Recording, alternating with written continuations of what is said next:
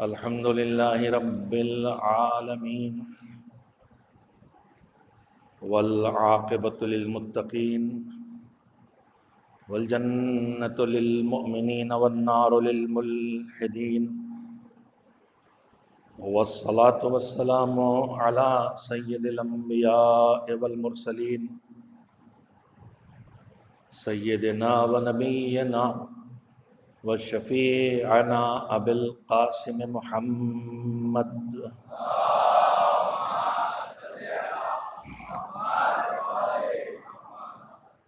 وآله الطيبين الطاهرين المعصومين المظلومين واللعنة الدائمة الباقية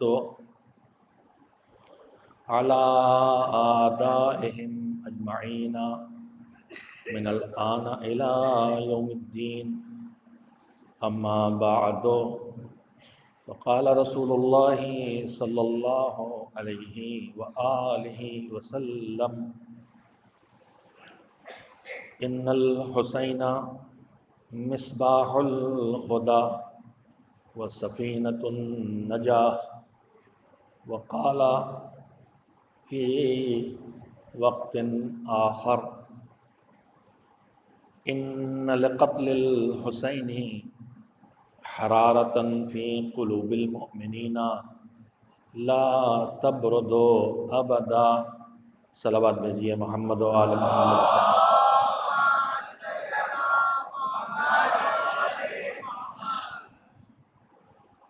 حضور سرور کائنات حضرت محمد مصطفیٰ صلی اللہ علیہ وآلہ وسلم کے دو ارشادات روزانہ آپ حضرات کی خدمت میں پیش کرنے کا شرف حاصل کرتا ہوں.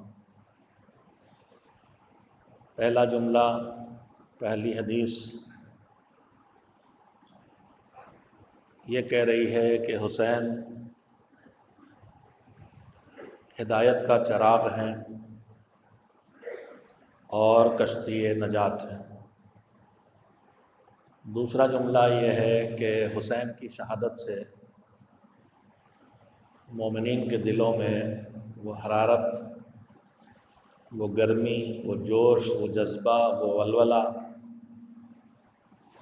وہ پیدا ہوگا، وہ آگ لگے گی جو کبھی ٹھنڈی نہیں ہونے والی. صدیوں کے گزرنے کے بعد بھی غم حسین کی شدت نہ صرف اس پیشین گوئی کی تصدیق کر رہی ہے بلکہ عزادار کا وجود اور عزاداری کا وجود خود تصدیق رسالت بن گیا ہے. حضور نے کہا تھا، دعویٰ تھا نا کہ گرمی پیدا ہوگی کبھی ٹھنڈی نہیں ہوگی. اگر نسلوں کے گزرنے کے بعد، صدیاں گزرنے کے بعد، ملکوں پھرنے کے بعد عزاداری ہماری نسلوں سے چلی گئی ہوتی تو لوگ اسے حضور کی پیشین گوئی معاذ اللہ غلط پیشین گوئی کو معاذ اللہ غلط بیانی قرار دے دیتے. میں نے کسی دن عرض کیا تھا کہ جیسے سورہ کوثر میں اللہ نے پیشین گوئی کی ہے کہ دشمن رسول کی نسل کا پتہ بھی نہیں چلے گا اور نسل رسول کو کثرت اللہ دے گا. وہ بھی الہی انتظام ہے کہ جتنا مارے گئے اتنے سادات بڑھے، اور یہ بھی الہی انتظام ہے کہ جتنی عزاداری روکی گئی اتنی عزاداری بڑھی. صدیوں میں منتقل ہو کے ہم تک آئی ہے اور کچھ کم نہیں ہوا، کچھ ہلکا نہیں ہوا. محرم آتا ہے تو ہمارے اندر ایک نئی زندگی آتی ہے، ایک نئی حرارت آتی ہے، ایک پھر سے پورے ماحول پر حر بننے کی کیفیت طاری ہونے لگتی ہے. گناہوں کے لشکروں سے نکلنا، خواہشات کے دباؤ سے باہر آنا، اپنی ضروریات کو چھوڑ کے ذکر مولا کو ترجیح دینا، یہ ہماری صلاحیتیں ان ایام اعیاد کے آتے ہی یہ برکتیں ہمارے معاشرے میں، ہمارے وجود میں آنا شروع ہو جاتی ہیں۔ میں آج یہاں سے گفتگو شروع کرنا چاہتا ہوں کہ پروردگار عالم نے، میں نے جہاں سے کل بات جہاں تک کی تھی کہ تمام فرائض میں، واجبات میں، نیکیوں میں بظاہر عزاداری کو واجب نہیں قرار دیا ہے، مستحب ہے، لیکن ہمارے کسی فقیہ اور بزرگ عالم دین کا جملہ ہے کہ وہ مستحب ہے جس پر سارے واجبات کا دار و مدار ہے۔ عزاداری نہ رہتی تو نماز بھی مٹ گئی ہوتی، عزاداری نہ رہتی تو حج اور طواف کعبہ کو لوگ بھول گئے ہوتے، عزاداری نہ ہوتی تو اللہ اکبر کو بھول گئے ہوتے، تکبیر ختم ہو گئی ہوتی۔ حسین کی بارگاہ میں ہمیں حاضری کا موقع ملتا ہے، ہم دعائیں کرتے ہیں، مرادیں مانگتے ہیں، منتیں مانگتے ہیں۔ آج میں یہاں سے شروع کرنا چاہتا ہوں کہ ان ایام میں جو گزر گئے ان میں جو ہم سے کوتاہیاں ہوئیں، ان کوتاہیوں کو آگے اس سے بچنے کی کوشش کریں، ہماری توجہ اور بڑھے۔ اس سلسلے میں دو باتیں کہنا چاہتا ہوں۔ پہلی بات یہ ہے کہ ہم جو کچھ مانگتے ہیں اس مانگنے میں شاید ایک چیز کم توجہ ہوتی ہے ہماری، ادھر ہماری توجہ زیادہ ہو جائے۔ اس کے کہنے کے لیے میں اپنے مولا امیر المومنین حضرت علی بن ابی طالب علیہ السلام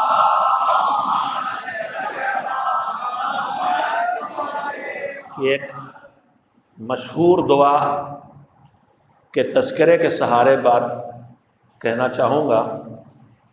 مفاتیح الجنان میں یہ ظاہری طور پر کم الفاظ کی دعا، لیکن جس میں سب کچھ مانگ لیا گیا ہے وہ موجود ہے۔ جہاں دعاؤں کا سلسلہ ہے، دعائے کمیل، صباح، جوشن کبیر، جوشن صغیر، انہی دعاؤں کے سلسلے میں بالکل اختتامی حصہ جب آتا ہے تو اس میں ایک دعا چھوٹی سی ہے، مولا علی سے منسوب ہے اور یقیناً انہی کا جملہ ہے۔ پروردگار عالم سے خطاب کرتے ہوئے مولا کہتے ہیں کہ کفا بی عزا ان اکون لک عبدا وکفا بی فخرا ان تکون لی ربا الہی انت کما احب فاجعلنی کما تحب۔ دعا یہ ہے، دعا سے پہلے مولا نے اپنی بات مالک کی بارگاہ میں کہی ہے جو علی کی سوچ کی ترجمانی ہے۔ علی کہہ رہے ہیں، وہ علی کہ لفظ علی کا مطلب ہی ہے کہ اونچے ہیں اور ان کی اونچائی ان سے کبھی الگ نہیں کی جا سکتی۔ ایک علمی سی بات ہے لیکن بعض باتیں جوانوں تک پہنچانا بہت مشکل نہیں لگتا۔ عربی میں جو الفاظ ہیں ان الفاظ کو جب روٹ ورڈ کو مختلف ڈھانچوں میں ڈھالا جاتا ہے تو اس کے معنی میں بہت فرق ہو جاتا ہے۔ جیسے کل میں نے آپ کی خدمت میں بات کہیں آئی تھی، کہی تھی کہ ممنون اور مشکور، شکر سے ہے، ایک لفظ شاکر ہے، ایک مشکور ہے، دونوں کے الگ الگ معنی ہیں۔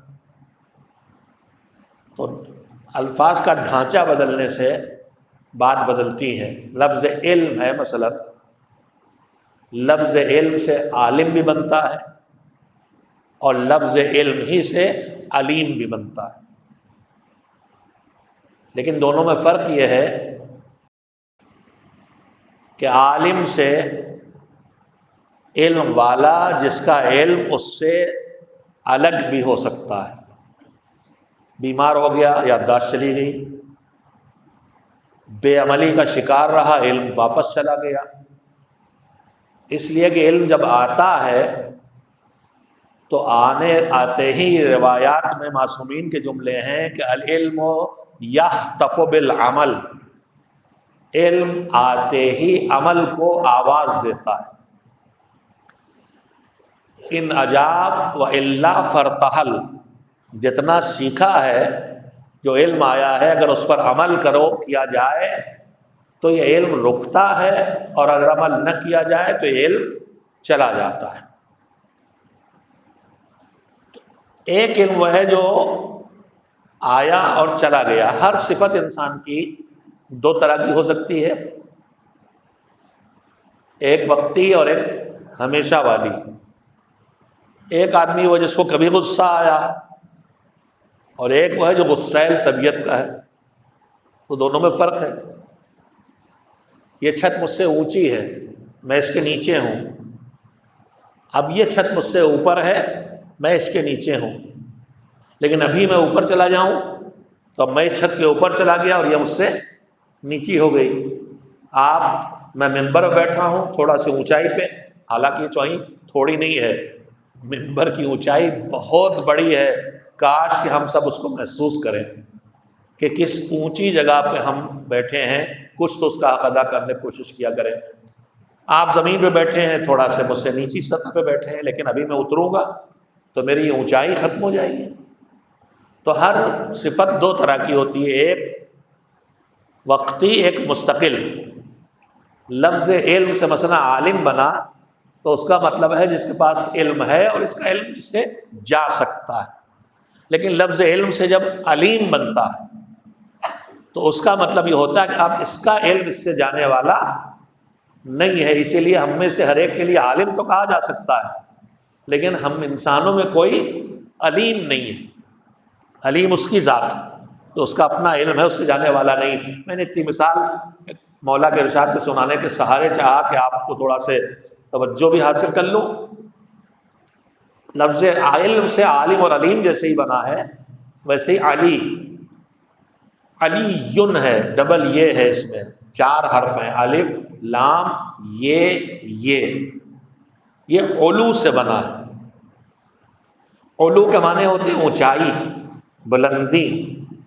جلدی سے بات کو کہہ کے آگے بڑھوں، کچھ جو عرض کرنا چاہتا ہوں۔ لفظ علو ہے بلندی۔ لفظ علو سے 2 لفظ بنتے ہیں، ایک عالی، ایک علی۔ عالی وہ ہے جو نیچا ہو سکتا ہے، مگر علی وہ ہے جس کی بلندی کبھی اس سے الگ نہیں کی جا سکتی۔ نام ان کا اسم گرامی علی ہے، یعنی جن کی اونچائی کبھی ان سے الگ نہیں ہو سکتی۔ علم کی دنیا میں سب سے اوپر، شجاعت کی دنیا میں سب سے اوپر، سخاوت کی دنیا میں سب سے اوپر، ایمان کی دنیا میں سب سے اوپر، توکل کی دنیا میں سب سے اوپر، بہادری کی دنیا میں سب سے اوپر، ہر فضیلت کی دنیا میں سب سے اوپر ہیں، اس لیے علی کہلاتے ہیں۔ ایک صلوات بھیجیں محمد و آل محمد۔ اب جو بلندیوں پہ ہے وہ کیا کہہ رہا ہے؟ کفا بی عزن ان اکونا لکا عبدا۔ مولا علی کہہ رہے ہیں کہ پروردگار میری عزت کے لیے یہ کافی ہے کہ میں تیرا بندہ ہوں۔ وکفا بی فخرن، اگر مجھے ناز کرنا ہو تو جو دنیا میں کسی کو کچھ ایک ملا اور تھوڑا سے ملا اور اس کی زندگی اس پر ناز کرنے میں گزرتی ہے، وہ سب تو نے مجھے دیا۔ کسی کو اولاد پہ ناز ہے تو مجھے سردار جوان جنت اولاد دی، کسی کو اپنے گھر پہ ناز ہے تو میرا مولد خانہ کعبہ کو بنا دیا، کسی کو خاندان پہ ناز ہے تو میں سید الابتح ابو طالب کے بنی ہاشم کے قربے میں پیدا ہوا، کسی کو اس پہ ناز ہے کہ میرے فلاں اونچے گھرانے میں شادی ہوئی تو میری زوجہ اس گھر سے آئی جس کا اونچا گھر اس زمین پر کوئی نہیں بلکہ کائنات میں کوئی نہیں۔ اگر کسی کو دنیا مال پہ ناز ہے تو مجھے دیکھنے میں فقیر ہے، لیکن تو نے مجھے وہ طاقت دی ہے کہ میں اشارہ کروں تو مٹی کی دیوار سونے کی ہو جائے۔ کسی کو اقتدار پہ ناز ہے تو مجھے وہ اقتدار دیا ہے کہ اشارہ کروں تو سورج پلٹ آئے. کسی کو علم پہ ناز ہے تو میں وہ علم دیا ہے کہ ممبر پہ بیٹھ کے کہوں جو چاہو پوچھ لو جواب ملے گا، زمین سے زیادہ آسمانوں کی باتوں کا جواب ملے گا. کسی کو بہادری پہ ناز ہے تو نے مجھے لافتہ بنایا ہے. کسی کو اپنے اسلحے پہ ناز ہے تو نے میرے ہاتھ میں ذوالفقار دی ہے. تو ناز کرنے کے تو میرے پاس سب ہے پروردگار، مگر مجھے ناز ہی کرنا ہو تو میری ناز کے لیے یہ کافی ہے. کفا بی فخرا ان تکون لی ربا، اے میرے مالک علی کے ناز کرنے کے لیے بھی کافی ہے کہ تو علی کا رب ہے. اب ہم خود سیکھ لیں، ہم بہت اینٹتے ہیں. میں لفظ ذرا بے تکا سے بول رہا ہوں، اور محرم میں یہ اینٹ ہماری ختم ہو جانا چاہیے. اس لیے کہ سید الشہداء جب مدینہ چھوڑ رہے تھے تو جو وصیت کی تھی اس وصیت میں یہ بعد میں بتایا تھا کہ میں کیا کرنے جا رہا ہوں. یہ پہلے بتایا تھا کہ میں کیا نہیں کروں گا. انی لمخرج اشرم ولا بطرم ولا مفسدم ولا ظالما، 4 کام کرنے میں نہیں نکلا ہوں: اکڑنے، اٹھلانے. اکڑنا غرور کرنا، اٹھلانا ناز کرنا. بچوں کو دیکھا ہوگا ذرا سے اچھے سے کپڑے پہن لیں تو ذرا یوں یوں چلتے ہیں، یہ اٹھلانا ہے. اکڑنا جو ہم آپ سب کسی کے مسل ذرا تگڑے ہیں یوں چل رہا ہے تاکہ دنیا دیکھ لے کہ رستم پہلوان صاحب آ رہے ہیں، میرے شر سے ہوشیار. یہ اینٹ کے چلنا کیا بتا رہا؟ ہم سے سکھایا گیا ملاقات کرو گو سلام علیکم. سلام علیکم کا مطلب تھا کہ میری طرف سے تمہارے لیے سلامتی، مجھ سے کوئی برائی نہیں پہنچے گی. مگر ہم جو اکڑ کے چل رہے ہیں تو باڈی لینگویج کچھ اور کہہ رہی، زبان کچھ اور کہہ رہی. باڈی لینگویج کہہ رہی ہے کہ بچ کے رہنا، اور زبان کہہ رہی ہے کہ میں سلامتی. خیر، غرور کے لیے نہیں، اٹھلانے کے لیے نہیں، اترانے کے لیے نہیں، کسی کو ستانے کے لیے نہیں، ظلم کے لیے نہیں، ناانصافی کے لیے نہیں، اور فتنہ پھیلانے کے لیے نہیں. ولا مفسدہ. توجہ رکھیں، یہ باتیں روز دہرائی جانا چاہیے تاکہ دماغوں میں بیٹھ جائیں. حسین کیوں نکلے بعد میں بتایا، کیا نہیں کریں گے وہ پہلے بتایا. نکلا کیوں ہوں، کیا نہیں کروں گا، اتراؤں گا نہیں حالانکہ میرے پاس ناز کرنے کو سب ہے. میں اکڑوں گا نہیں حالانکہ غرور جس پہ لوگ کرتے ہیں وہ سب ہے. میں کسی کے ساتھ ناانصافی نہیں کروں گا حالانکہ میرے پاس طاقت ہے. میں فتنہ نہیں پھیلاؤں گا، فساد نہیں پھیلاؤں گا، نفرتیں نہیں بڑھاؤں گا، لڑاؤں گا نہیں. میں فتنہ کرنے نہیں اٹھا. تو حسین کہہ رہے ہیں میں یہ 4 کام کرنے نہیں نکلا. تو حسینی بھی جب گھر سے مجلس کے لیے نکلے تو کہے مالک توفیق دے کہ میں نکلا ہوں تو نہ اکڑوں، نہ اتراؤں، نہ کسی کو ستاؤں، نہ کسی کا حق ماروں، نہ کسی پہ ظلم کروں، نہ فتنے کی کوئی بات کروں. نہیں سنیں، آپ توجہ دیں، یہ سب ہمیں کرنا چاہیے. گھر سے نکلیں تو حسینی نیت کریں، مالک اللہ نے تو نے مجھے بہت شاندار گاڑی دی ہے، بڑے زبردست سوٹ پہنے ہوں میں. اگرچہ زبردست سوٹ پہن کے ٹہلنے کا زمانہ محرم نہیں ہے، یہ سادگی اور بوسودگی کا زمانہ ہے. مگر افسوسناک پہلو یہ ہے کہ یہاں بھی ہم ان دکھاووں کا شکار ہیں. دیکھیے، جو پورے معاشرے کی بات نہیں کر رہا، لیکن جو کہیں سے کوئی کیفیت محسوس ہو تو اسے وہیں روک دیا جانا چاہیے. تو 4 نیتیں پہلے ہونا چاہیے. پھر اس کے بعد کیوں نکلا ہوں؟ انی لم اخرج شرم ولا بطرم ولا ظالم ولا مفسدہ وانما خرجت لطلب الاصلاح فی امت جدی. میں نکلا ہوں اپنے نانا کی امت کا بگاڑ ٹھیک کرنے. حسین کو خود اپنے آپ کو سدھارنے کی کوئی ضرورت نہیں ہے. وہ اللہ کے تربیت کردہ ہیں، اللہ کے بنائے ہیں، اللہ کے ڈھالے ہیں. انہیں دوسروں کو ٹھیک کرنا ہے. لیکن میں نکلوں، آپ نکلیں تو 4 نیتیں تو یہ ہوں کہ فتنہ نہیں کروں گا. میری نہ زبان سے فتنہ ہوگا، نہ میری باتوں سے فتنہ ہوگا، نہ میرے اشاروں سے فتنہ ہوگا، نہ ظلم ہوگا، نہ اٹلانا ہوگا، نہ اترانا ہوگا. اور میں نکلا ہوں سدھار کرنے. تو میں پہلے اپنا سدھار کروں تب دوسروں کے سدھار کی طرف جاؤں. تو یہ نیت ہماری مجلس سے نکلتے وقت ہونا چاہیے. ایک صلوات بھیجیں محمد و آل محمد. میں نے یہ دعا مولا علی کی کیوں پڑھنا چاہیے، یہ دعا ہم کریں. کیا دعا؟ سنیے، خطیب اعظم تابہ سرا مولانا غلام عسکری اللہ مقامہ واقعاً جو باتیں کہے جاتے تھے اگر دوہرا دی جائیں تب بھی اثر کرتی، دل سے نکلی ہوئی باتیں. انہوں نے یہ حدیث اور اس کے بعد انہوں نے کہا کہ یہ تو علی کہہ رہے ہیں. کیا کہہ رہے ہیں؟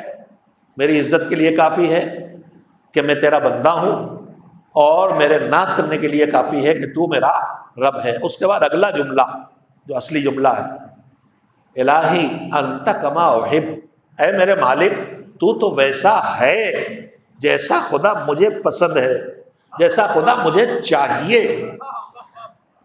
فاجعلنی کما تحب، مجھے ویسا بنا لے جیسا بندہ تجھے چاہیے. یہ مجلس کا موضوع رہا، میں نے بھی مجلسیں پڑھی، آپ نے بھی سنا ہے، لیکن جو بات ہمیشہ بزرگوں کی باتیں سنتے رہنا چاہیے، کام کی چیزیں ملتی رہتی ہیں. سنیے خطیب اعظم کا جملہ، کہا یہ تو علی کہہ رہے ہیں کہ تو ویسا ہے جیسا مجھے چاہیے، اے میرے اللہ مجھے ویسا بندہ بنا لے جیسا تجھے پسند ہے.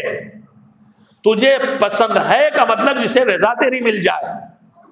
تو یہ تو علی ہیں، علی کہہ رہے ہیں. ہماری حیثیت کہاں ہے کہ ہم علی وار علی کی طرح جا کے کہیں کریم مجھے ویسا بنا لے جیسا تجھے چاہیے. کہ ہم کم سے کم اتنا تو کریں کہ کہیں اے مولا تم نے اپنے خدا سے کہا ہے کہ ویسا بنا لے جیسا خدا تجھ کو پسند کرتا ہے. اے میرے مولا میری اوقات نہیں ہے کہ خدا سے بات کہہ سکوں. آپ میرے آقا، آپ میرے مولا، آپ میرے بزرگوار، آپ میرے آقا ہیں. مجھے تو یہ بھی کہنے کی طاقت اگر مل جائے کہ میرے مولا آپ مجھے ویسا بنا لے جیسا غلام آپ کو چاہیے. علی ویسا بنا لیں گے جیسا انہیں چاہیے تو پھر علی کو وہی پسند ہے جو خدا کو پسند ہوگا. اب میں یہاں پہ ایک جملہ اور کہنا چاہتا ہوں جس کے لیے میں نے پوری حدیث آپ کو سنائی. ایام ازاد شروع ہو گئے، گھر سے نکلے، نیت کریں، ارادے کریں کیا نہیں کروں گا یہ ضرور روز سوچے. اس کے بعد کیا کروں گا اس میں سے ایک چیز یہ بھی ہو کہ میرے مولا آپ کے نام پہ نکلا ہوں، اللہ کے کرم سے نکلا ہوں، آپ کے غم نے آپ نے سب کچھ دے کے دلوں کو جذبہ اور جوش دیا ہے. وہ گرمی ہے جو مجھے لے کے آ رہی ہے، وہ جذبہ ہے جو عزاداری میں لے کے آ رہا ہے. نہ پانی روک پا رہا ہے، نہ بھیڑ روک پا رہی ہے. کوئی ہمت دی ہے تو نے آپ نے مولا. تو اب ایک کام آپ کر دیں. آپ کے بابا نے کہا تھا ویسا بنا لے جیسا مجھے پسند ہے. آپ سے ہم کہہ رہے ہیں اے میرے مولا حسین ہم آپ کے عزادار، ہم آپ کے غلام، ہم آپ کے فرما بردار، آپ ہمیں ویسا بنا لے جیسا آپ کو پسند ہے. یہ دعا ہم روز کریں کہ میرے مولا حسین آپ ہمیں ویسا بنا لے جیسے آپ کو پسند ہے. ایک صلوات بھیجئے محمد و آل محمد علیہ السلام.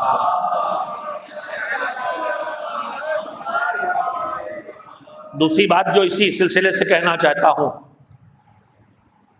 میرے عزیزو، ہم نے اپنے بچپن سے اپنے بزرگوں سے جس طرح سے سنا ہے اس سے ہمارے ذہنوں میں ایک بات بیٹھی ہوئی ہے کہ ہمیں یہ احساس ہوتا ہے محرم کے آنے کے بعد کہ جیسے حسین ہمارے بیچ آ گئے، مہمان ہیں، ہمارے مہمان ہیں.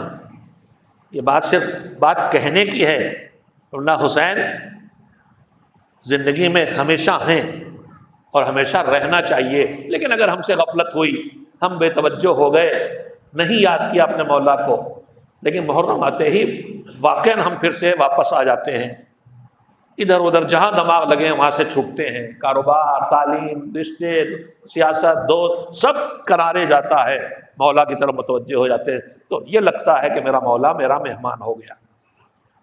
اگر ہمارا احساس ہم سے کہتا ہے کہ ہمارا مولا ہمارا مہمان ہوا ہے، تو پھر ہمیں یہ بھی خیال کرنا پڑے گا کہ جب کوئی مہمان آتا ہے تو ہم مہمان کے لیے جو باتیں دھیان دیتے ہیں ان میں سے ایک بات یہ ہوتی ہے کہ انہیں کیا پسند ہے اور کیا ناپسند ہے. جو پسند ہے اس کا انتظام کریں اور جو ناپسند ہے اس سے خود کو بچائیں. میں صرف آج ہی میں نے مولا کے ارشادات میں سید الشہداء حضرت امام حسین علیہ السلام کے ارشادات میں یہ جملہ پڑھا میرے دل کو لگا، میں چاہا آپ تک بھی منتقل کر دوں کہ مہمان ہیں تو ہمیں دھیان دینا ہوگا انہیں کیا پسند ہے۔ وہ ہمارے گھروں میں نہ ہمارے پراٹھے کھانے آ رہے ہیں نہ ہمارے کباب، وہ تو ہم ان کے نام پہ کھلا رہے ہیں۔ وہ ہمارے گھر میں آ رہے ہیں تو انہیں پسند کیا ہے ہمیں دیکھنا پڑے گا۔ ہم نے کسی دن ابھی گفتگو میں کہا تھا کہ ہم چھوٹے سے بہت حقیر سا وجود ہے، خالی سر پہ ایک لباس علم ہے، زبان پہ ذکر ہے، تو آپ محبت کرتے ہیں، احترام دیتے ہیں۔ تو میرے گھر میں آنے سے پہلے اگر مثلا کچھ ایسا رکھا ہے جو لگتا ہے کہ مولانا کوئی اچھا نہیں لگے گا، مولانا صاحب ہے، یہ فوٹو مناسب نہیں ہے، یا سی ڈی سامنے رکھی مناسب نہیں، تو اس پہ پردے ڈال دیے جاتے، چھپا دیا جاتا ہے، اور کہیں سے ڈھونڈ ڈھانڈ کے کوئی اچھا سا کیلنڈر بھی مذہبی لگ جاتا ہے کہ یہ اچھا لگے گا ان کو۔ تو اگر ہمیں پسند اور ناپسند خیال ہوتا ہے تو انہیں بلایا ہے، انہیں مہمان کہا ہے، تو تھوڑا ان کی پسند کو بھی دیکھیں۔ میں ایک ارشاد سنانا چاہتا ہوں آپ کو، ایک صلوات اس سے پہلے بھیجے محمد والا محمد۔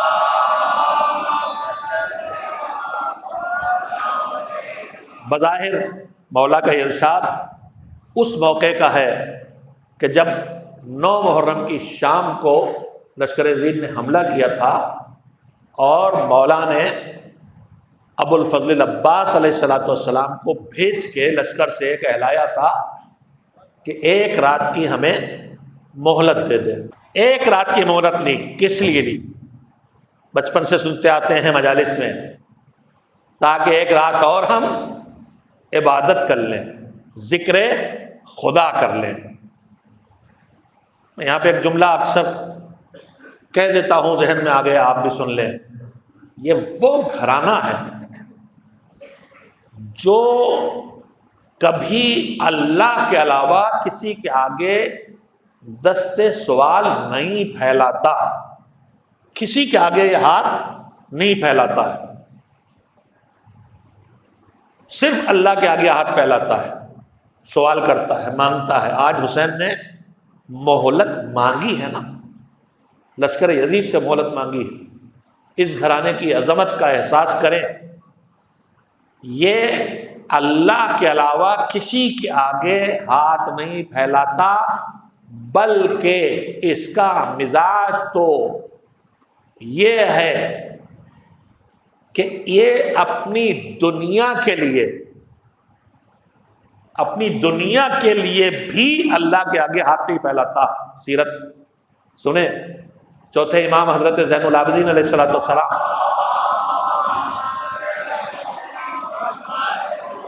انتہائی مظلوم زندگی تھی۔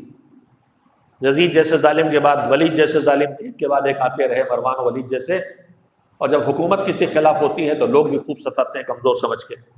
امام کی کوئی جائیداد تھی، جاگیر تھی، کوئی زمین تھی مدینے کے ارد گرد کہیں، اس پہ کسی نے زبردستی قبضہ کر لیا تھا۔ حج کا زمانہ آیا، اب وہ ہشام آیا ہے یا کوئی اور، میں اتنا یاد نہیں مجھے، لیکن یا کوئی ولی عہد آیا تھا حج کرنے، شاید ہشامی ہو۔ تو لوگوں نے کہا کہ یہ ظاہراً آپ سے کتنی دشمنی رکھتے ہوں، کتنی نفرت کرتے ہوں، لیکن ظاہراً آپ کو عزت دیتے ہیں، اس لیے کہ مجبور ہیں معاشرے سے، سماج سے، لہذا آپ ان سے کہہ دیجئے تو یہ جو آپ کی زمین پہ قبضہ ہے یہ واپس دلوا دیں گے۔ سنیے امام کا جواب کا، سنو، آج مجھے مسجد الحرام میں آتے ہوئے کتنے دن ہو گئے، اپنے رب کے گھر کے سامنے مسجد میں بیٹھتا ہوں، لیکن توجہ دے، جملہ بہت اہم ہے، مزاج امامت پہچانیے، کا اتنے دن ہو گئے میں نے اس مسجد پہ اپنے رب کے گھر کے سامنے اب تک اپنے رب سے بھی دنیا کے لیے کچھ نہیں مانگا۔ نہیں، شاید آپ نے قیمتی جملے کو محسوس نہیں کیا۔ مولا نے کہا کہ میں نے اپنے رب سے بھی اپنی دنیا نہیں مانگی، تو جب میں اپنی دنیا اپنے رب سے نہ مانگوں جو اتنی حقیر ہے، تو اس حقیر چیز کے لیے اس ظالم کے آگے ہاتھ پھیلاؤں گا؟ یہ ہے مزاج امامت۔ اب سوچو، اگر حسین ایک رات کی مہلت لے رہے ہیں اور ظالم سے کہہ رہے ہیں مہلت دے دو، مہلت مانگ رہے ہیں، تو وہ کتنا اونچا منصب ہوگا، کتنی اونچی مطالبہ ہوگا جس کے لیے حسین کہہ رہے ہیں۔ حسین ایک رات کی جینے کی مہلت نہیں مانگ رہے ہیں، کہا میں ایک رات اور اللہ کی عبادت کر لوں، اس لیے مجھے ایک رات کی مہلت اور دے دو۔ قیمت پہچانے۔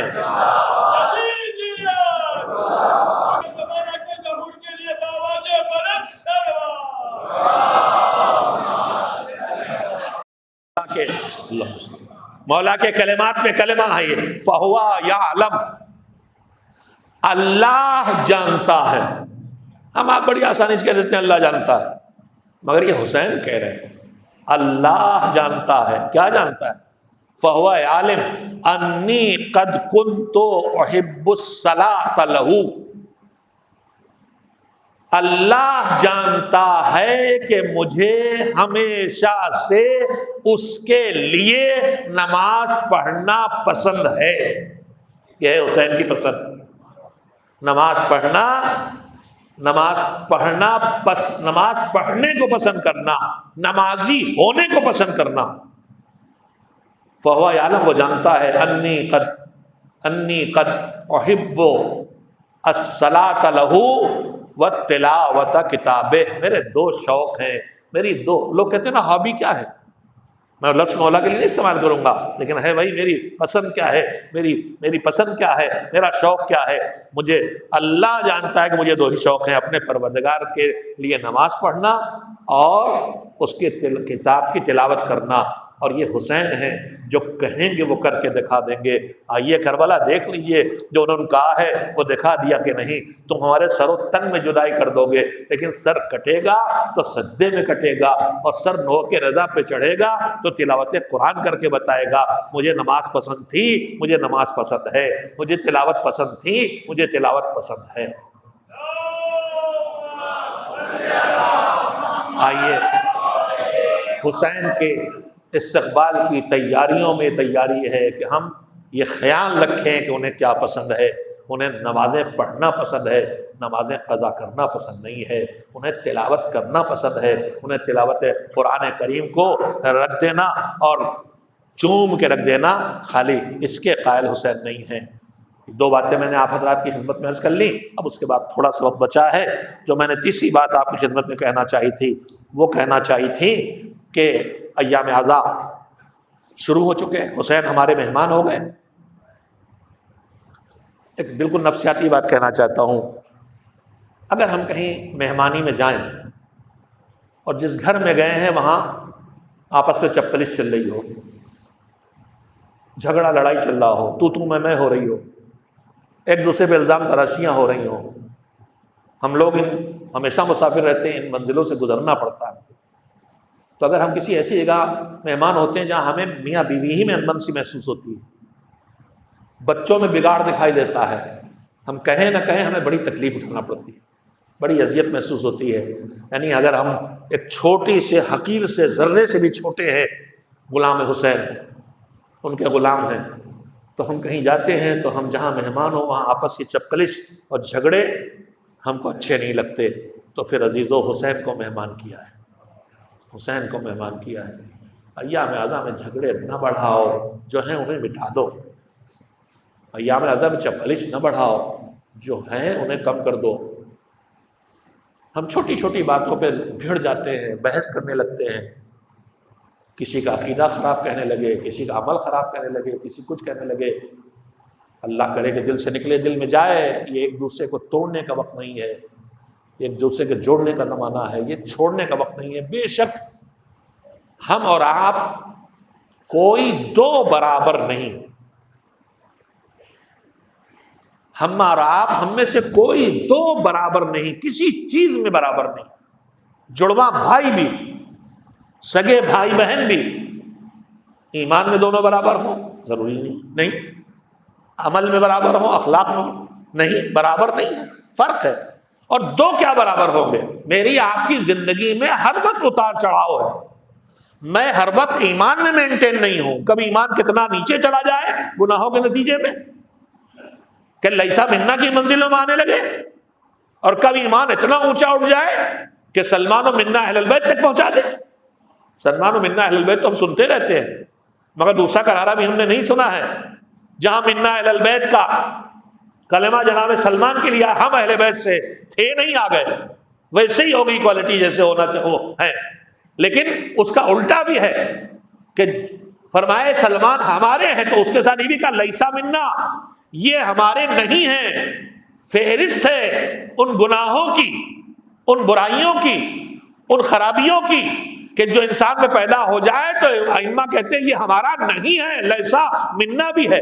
میں اس وقت اس بحث میں نہیں جاؤں گا، وقت باقی نہیں ہے، لیکن میں کہنا یہ چاہتا ہوں کہ میں خود ہر وقت مینٹین نہیں ہوں، میرا ایمان ہر وقت ایک سطح پہ نہیں ہے، نیچے بھی جاتا ہے اوپر بھی اٹھتا ہے، میرا عمل کوالٹی والا بھی ہو سکتا ہے، بالکل بیکار بھی ہو سکتا ہے، میری ہر نماز کا ہر رکوع کا ہر ذکر کس لمحے کون کتنی اونچائی پہ ہے، کس لمحے کتنا نیچے چلا گیا، یہ جب میں خود اپنے وجود میں مینٹین نہیں کر سکتا برابری، تو میرے معاشرے میں جو سب ہیں وہ کیسے میرے برابر ہو سکتے ہیں اپنے ایمان میں، توکل میں؟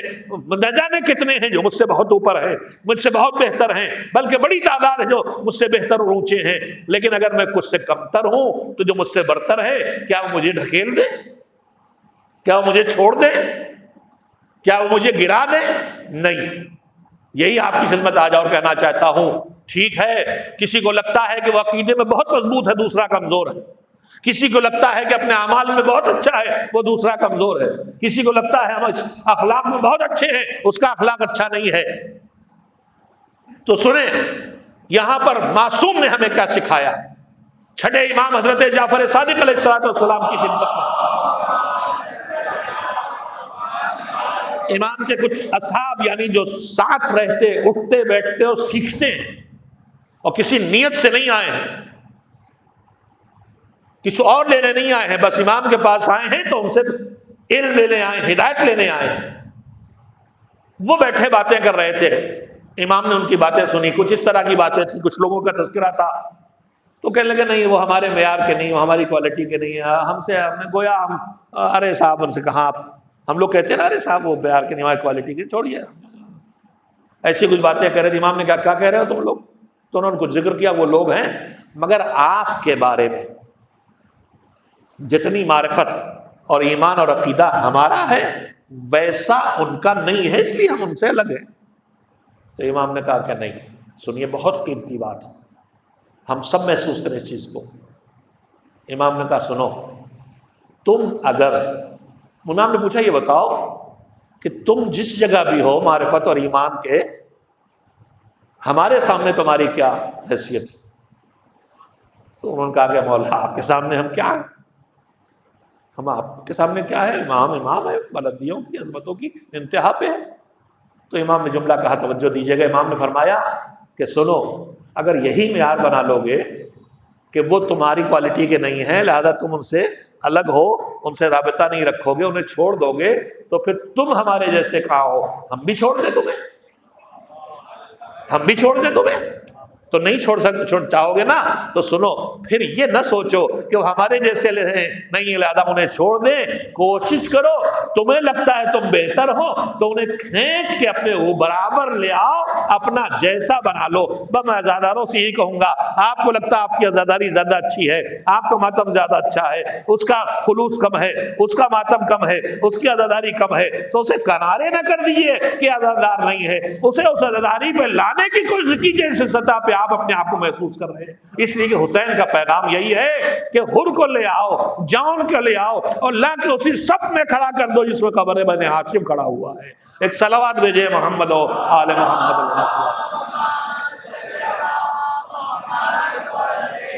بس میں اب یہیں پہ بات کو آج روکتا ہوں، اگلی گفتگو مراحل اگلے دن آئیں گے انشاءاللہ۔ آج 5 محرم کی شب ہو گئی، میں نے روز عرض کیا ہے کہ ایسا کچھ نہیں ہے کہ کچھ خاص تاریخوں جو خاص شہداء کے لیے معین کی گئی ہیں، یہ کوئی تقسیم کہیں اہل بیت سے وارد ہوئی ہے، یہ ہمارے بزرگوں نے، ہمارے علماء نے ابتدائی حصہ انصار حسین کے تذکروں کے لیے رکھا اور اختتامی حصہ بنی ہاشم کی شہادتوں کے تذکروں کے لیے رکھا۔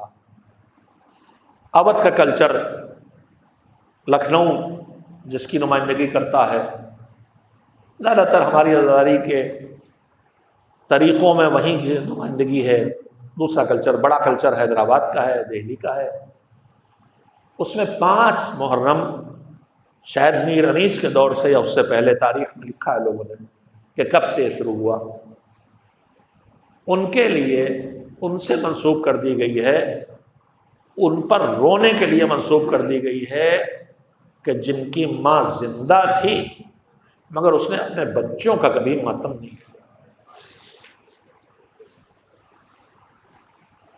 ہم روئیں گے، روتے ہیں، سب پہ روئے ہیں، مگر پوری تاریخ کربلا میں صرف 2 شہید دکھائی دیتے ہیں۔ اصغر ذبح ہو کے آئے تو ماں نے تڑپ کے کہا تھا بنیا مثلک ینہر، میرے لال تیرے جیسے بچے بھی ذبح ہو گئے، اتنا تو کہہ دیا۔ یہ اور بات ہے کہ پھر رباب مدینے آنے کے بعد کبھی سائے میں نہیں بیٹھی، اور یہ نہیں کسی جب پوچھتے تو کیسے سائے میں چلی جاؤ، بچے کی یاد نہیں کرتی تھی، کہتی تھی میرا آقا حسین کی لاش کربلا کی دھوپ میں چھوڑ کے آئی تھی۔